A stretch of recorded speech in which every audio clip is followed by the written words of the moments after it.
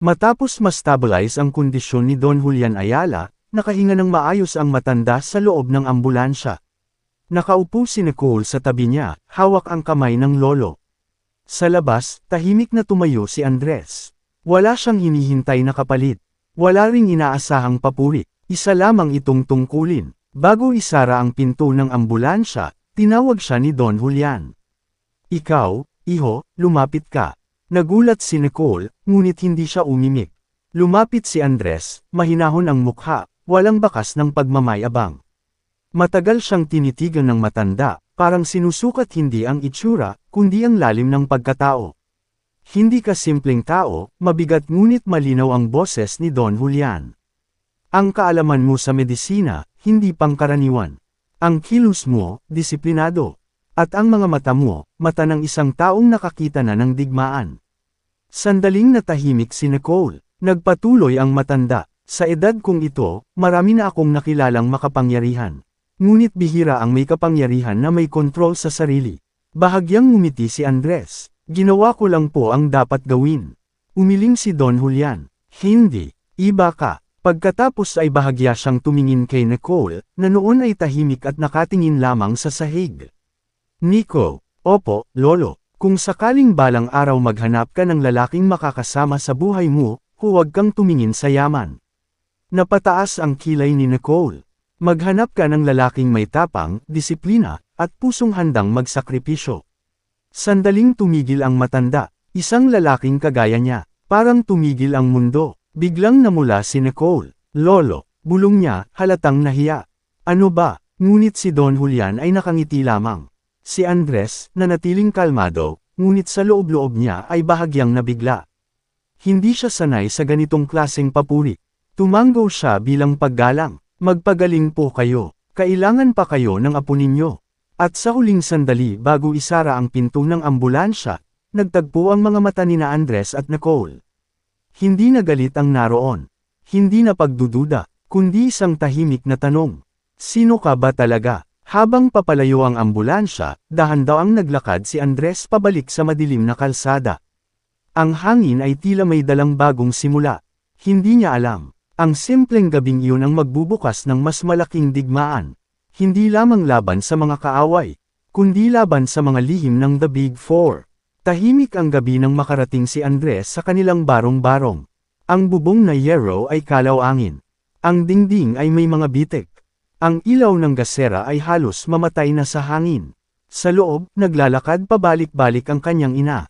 Bakit ang tagal ng kuya mo? Mahina nitong sabi sa bunsong kapatid.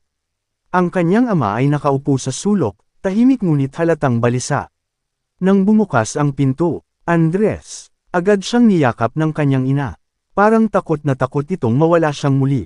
Anak, nasaan ka? Hindi ka man lang nagpaalam. Napayuko si Andres. May tinulungan lang po ako, Maria. Tahimik silang umupo sa lamesang kahoy na may lamag. Ang hapunan ay simpleng tuyo at kanin, pareho pa rin ng dati.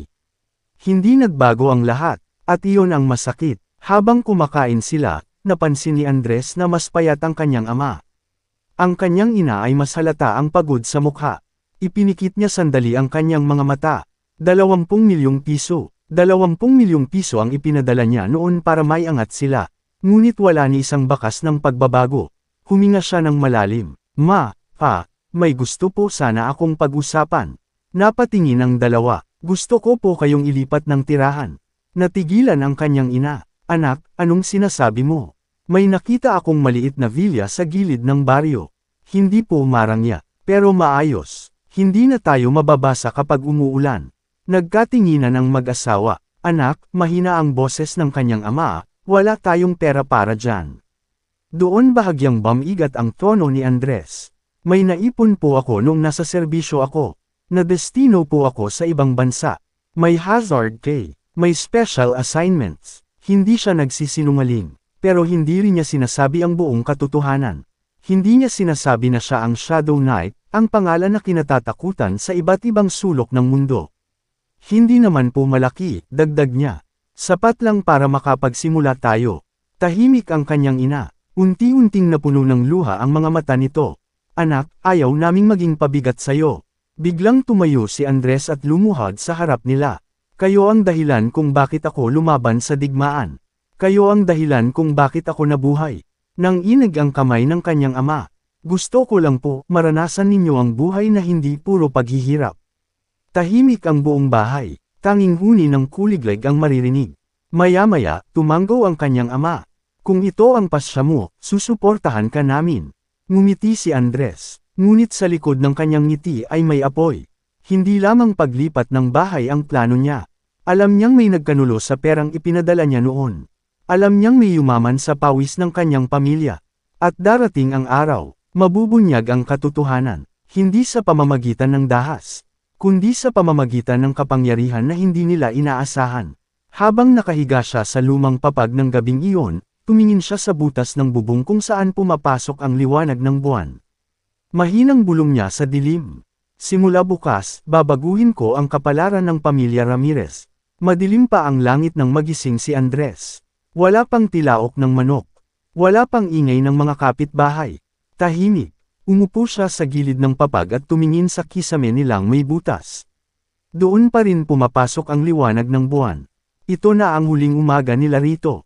Dahan-dahan siyang tumayo upang hindi magising ang pamilya. Lumabas siya ng bahay at huminga ng malalim. Amoy lupa, amoy kahirapan, amoy alaala. Dito siya unang nangarap, dito siya unang nasaktan, at dito niya ipinangako na babalik siya, hindi bilang biktima, kundi bilang tagapagbago. Maya-maya, narinig niya ang mahinang boses ng kanyang ina sa loob. Andres, gising ka na pala. Opo, Maria. Lumabas ang kanyang ama, dala ang lumang kahon na pinaglalagyan nila ng mga importanteng papel. Sigurado ka na ba, anak? Tanong nito. Ngumiti si Andres. Opo, pa. Oras na. Ang pag-alis. Wala silang truck.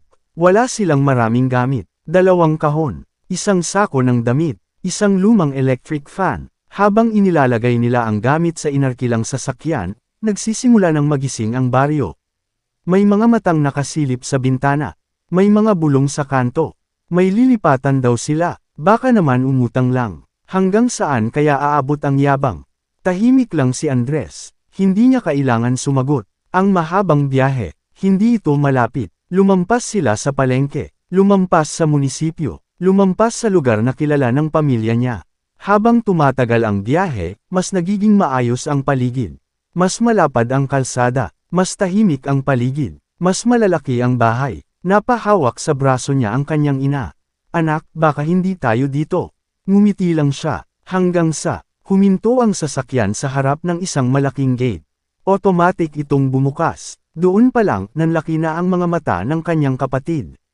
Kuya, pumasok sila sa loob ng subdivision. Tahimik, maaliwalas, may mga puno sa gilid ng daan. At sa dulo, isang modernong villa ang naghihintay. 2 palapag, may balcony, may maliit na hardin, may garahe. Huminto ang sasakyan. Tahimik ang pamilya Ramirez. Anak, halos pabulong ng kanyang ama, kanino bahay ito? Inilabas ni Andres ang susi. Atin po. Parang bumagal ang mundo. Tahimik ang subdivision nang huminto ang sasakyan sa harap ng villa.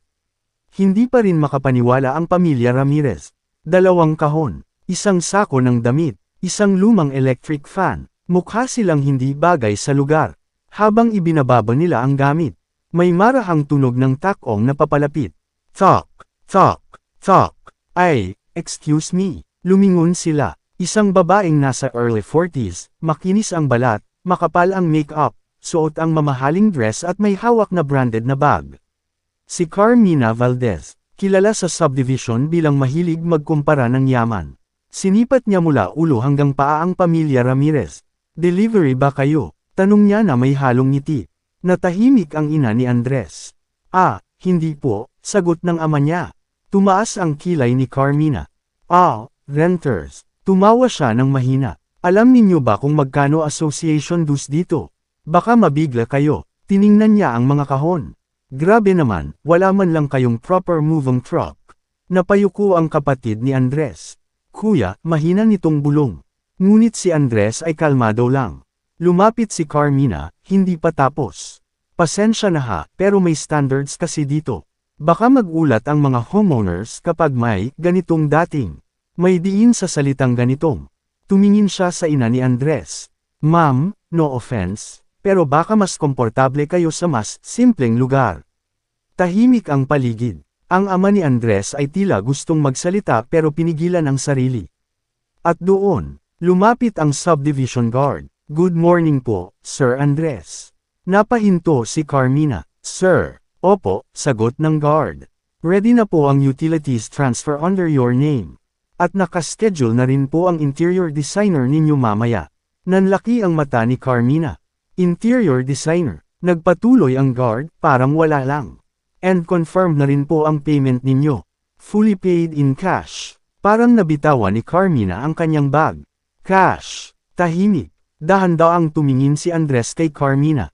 Walang galit. Walang yabang. Kapitbahay po pala tayo, mahinahon niyang sabi. Biglang namutla ang babae. Ah, ganun ba? Ngunit hindi pa doon natapos. Biglang may dumating na isang luxury delivery truck sa harap ng villa. Bumaba ang mga staff. Sir Andres Ramirez, delivery po ng Italian furniture set ninyo.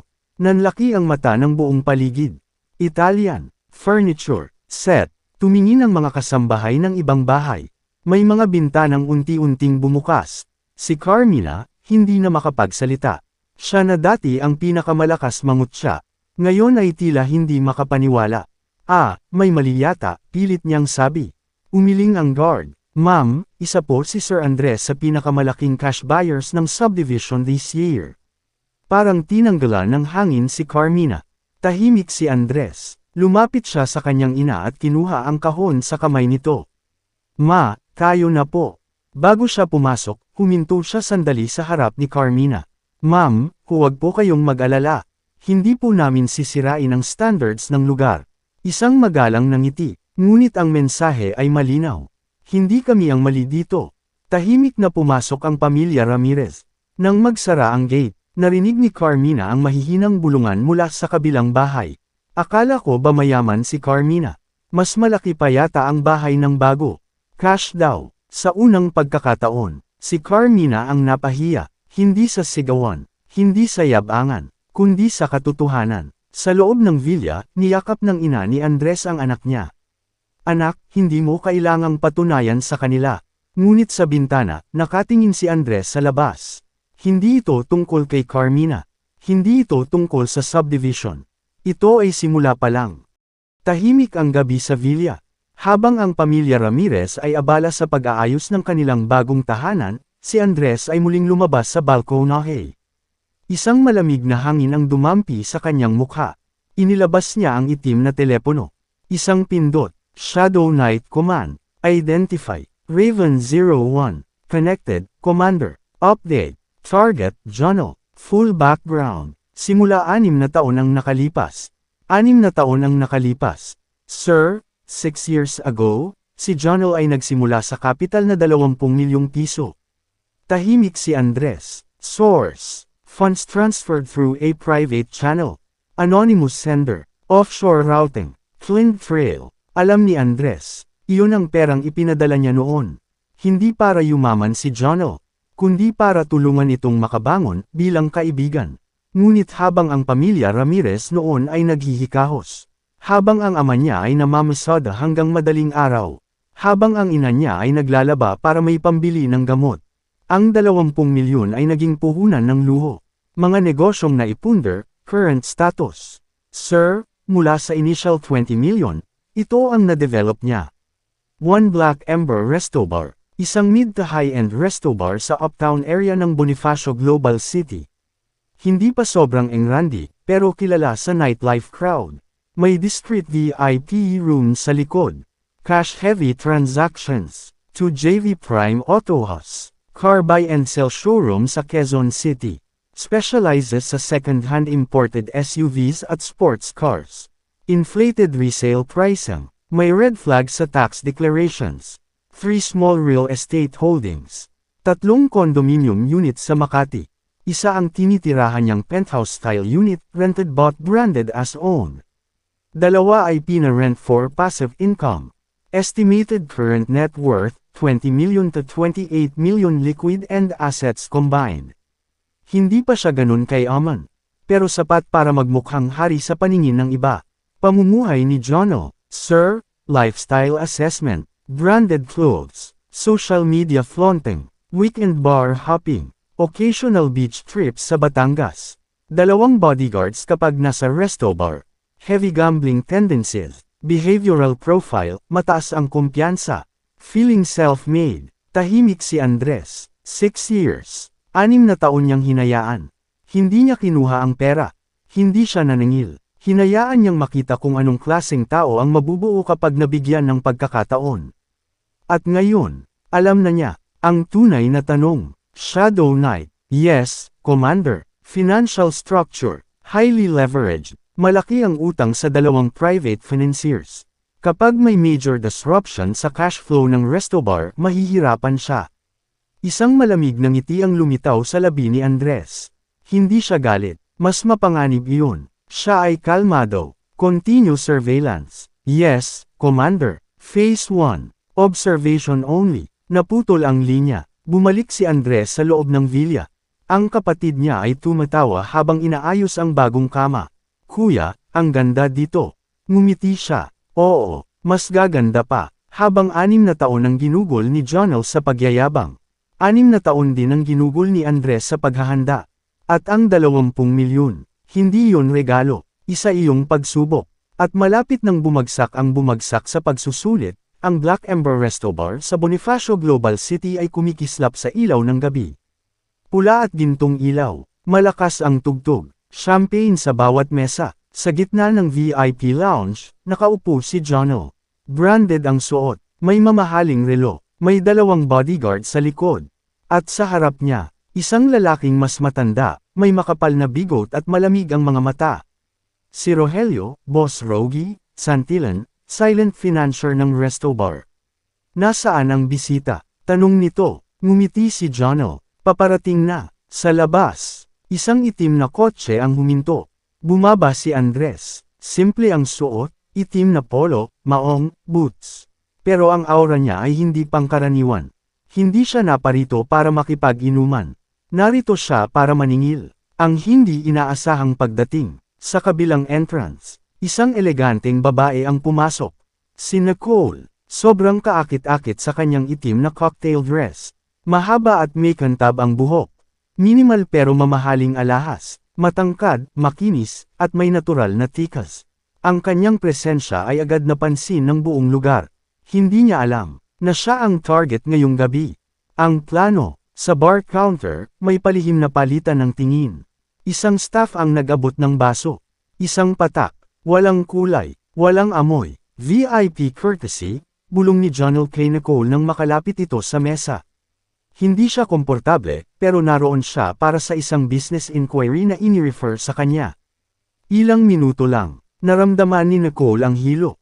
Nanlalabo ang paningin. Bumibigat ang katawan. Excuse me, mahina niyang sabi. Ngunit mabilis siyang inalalayan ng isang tauhan ni Boss Rogie. Relax lang, ma'am. Tahimik sa Black Ember VIP room pagkatapos ng ilang cocktail rounds. Si Jonel at si Boss Rogie ay nakaupo sa isang private table. May malalaking wine glasses at nakailalim ang liwanag ng chandelier. Sigurado ka na ba na hindi siya makakaalis, Jonel? Tanong ni Boss Rogie habang inaayos ang cuff ng kanyang mamahaling jacket. Relax ka, Rogie, sagot ni Jonel, may ngiting may halong kumpiyansa at kasamaan. Wala siyang ideya, medyo naiintriga pa siya sa VIP treatment. Pag nakaramdam ng kaligtasan, magiging mas mahina ang depensa niya. Boss Rogie ay tumango. Alam mo, gusto ko lang ng simpleng instruction, tiyakin mong hindi siya makakaalis hanggang ma-accomplish natin ang plano. Pagkatapos, bahala ka na kay Nicole. Exactly, dagdag ni Jonel. Kontrolado na lahat, bar staff, security, at kahit ang mga inumin niya. Isa itong perfect orchestration. Nag-smile si Boss Rogie. Gusto kong makita kung paano niya haharapin ang pressure. Pwede siyang maging leverage sa mga deals ko sa future. Si Nicole, sa kabilang banda, ay tahimik, nakaupo sa sofa, medyo nahihilo. Hindi niya alam ang kemikal sa inumin.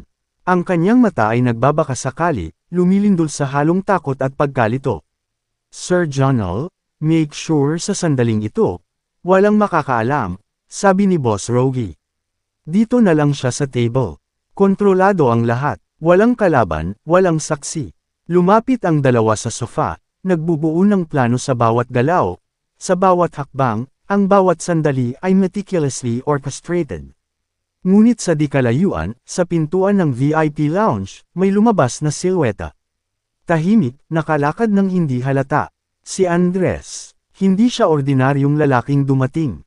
Para siyang isang anino na may armor, ang aura niya ay malamig at nakakatakot sa mata ng masamang loob. Hindi pa nakikita ni Nicole ang kanyang tagapagligtas, ngunit naramdaman niya ang presensya. Si Johnel ay napalingon, nanlaki ang mga mata. Anong? Si Boss Rogie ay tiningnan ang pintuan, at parang tumigil ang oras. Andres Ramirez. Hindi ordinaryong Andres ito. Sa mata ng mga nasa lounge, siya ay parang knight in shining armor, malamig, matatag, at handa sa anumang galaw. Sa loob ng ilang segundo, ilang mahahabang segundo ng takot at tensyon, si Andres ay nasa tabi ni Nicole. Dahan-dahan niyang hinawakan ang kamay nito, at sa isang galaw ng kanyang katawan, inalis ang panganib na malapit na mangyari. Nicole, malamig at mahinang sabi ni Andres, okay ka na. Ligtas ka na. Si Johnel at Boss Rogie ay parehong napaiyak sa galit at takot. Hindi nila inaasahan ang mabilis at eksaktong pagdating ng Shadow Knight sa sandaling iyon. Ang VIP lounge ay biglang naging pugad ng tensyon. Si Johnel, bagaman unang natakot sa presensya ni Andres, ay mabilis na nag-recover. Hindi mo ako matatakot, Ramirez, sigaw niya, may halong pang-aalipusta. Dito ako, sa aking mundo. Sa isang kisap mata, pinalibutan niya si Andres. 50 tauhan ni Boss Rogie, bodyguards, bouncers, at loyal thugs, ang humarap sa kanya. Pintuan sa labas, mga bintana, lahat ay nakasarado, walang makakaalis kundi ang kanilang galit. Si Andres ay tumayo ng tahimik. Walang kaba, walang pangamba, sa kanyang mga mata, malamig at nakakatakot. 50, okay lang, malamig niyang sabi. Hindi ko kailanman hinahadlangan ang tunay na laban. Ang labanan. Sa unang galaw, mabilis siya, isang kick, isang elbow, isang wrist lock. Ang bawat galaw ay militar, precise, brutal pero controlled. Isa-isa, nahulog ang mga thugs. 2 ang nabasag sa sahig gamit ang controlled throws. 3 ang tumalon papalabas ng mesa, nahulog ang mga wine glasses, nagkalat ang champagne. 5 tauhan ang humarurot sa pintuan, ngunit isang mabilis na grab at push ni Andres, bumagsak silang sabay sa sahig. Parang domino effect, bawat galaw ni Andres ay nakadestabilize ang kalaban. Si Johnel ay tumalikod sa isang halang, nagtatangkang mag-order sa kanyang mga tao. Ngunit bawat galaw niya ay nababasa ni Andres. Bawat command ay nabaliktad, huling sandali ng labanan. Ang huling 10 thugs ay sabay-sabay lumapit. Si Andres ay hindi umiling. Sa isang galaw ng kamay, nakabuo siya ng tactical sweep. 2 thugs ang nahulog sa wall. Isa ang nabasag ang braso sa furniture. Ang huling 5 tao ay nahulog sa stairs, hindi nakabalik sa laban. Tahimik na tumayo si Andres sa gitna. Ang sahig ay may basag na baso, lumilipad na upuan, at nagkalat na mga trays ng pagkain. Si Johnel ay nanatiling nakatungo, nagtatago sa likod ng counter. Hindi ko akalaing, bulong niya. 6 na taon, malamig na sabi ni Andres. 20 milyon. Pinaglalaroan mo ang pera at buhay ng iba. Ngayon, sisingilan ka. Si Johnel ay natigilan. Pag-aresto at pagbibigay katarungan. Boss Rogie? Malakas ang tinig ni Andres, kung gusto mong makatakas, pwede mo. Pero hindi mo mapapalayo ang mga utang ni Johnel sa kanyang kasalanan. Sa isang galaw, tumakbo si Boss Rogie palabas ng backdoor, naiiwan sa gulo. Ngunit si Johnel ay hindi makalayo. Si Andres ay lumapit sa kanya. Handa ka na bang harapin ang resulta ng mga ginawa mo? Tahimik ang VIP lounge ng Black Ember Resto Bar, ngunit puno ng tensyon at lamig sa hangin. Si Johnel ay nakatayo, nanginginig. Ang kanyang 2 paa at isang braso ay sugatan, dulot ng galaw ni Andres na walang kompromiso. Ang bawat galaw, bawat hawak ni Andres ay punong-puno ng precision, control, at cold-blooded.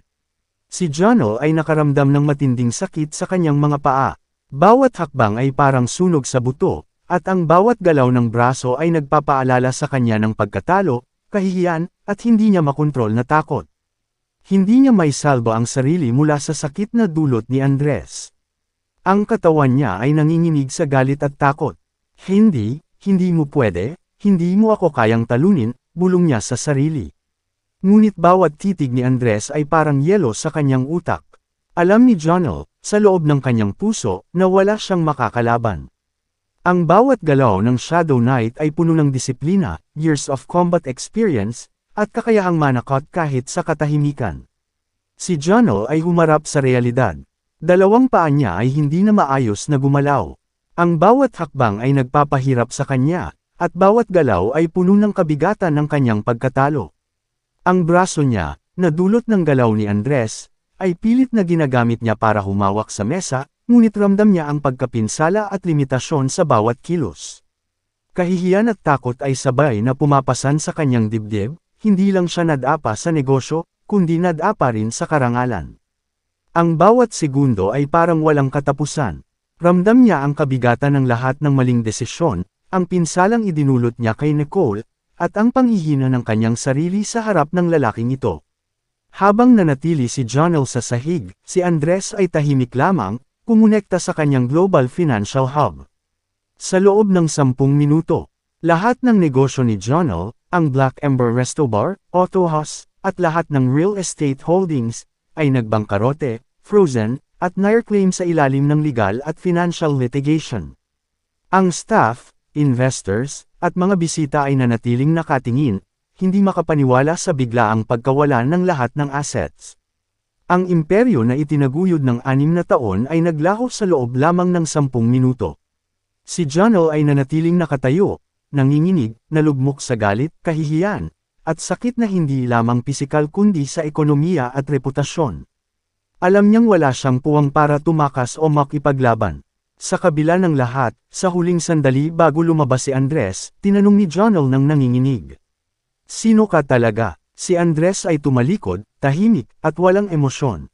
Hindi na mahalaga kung sino ako.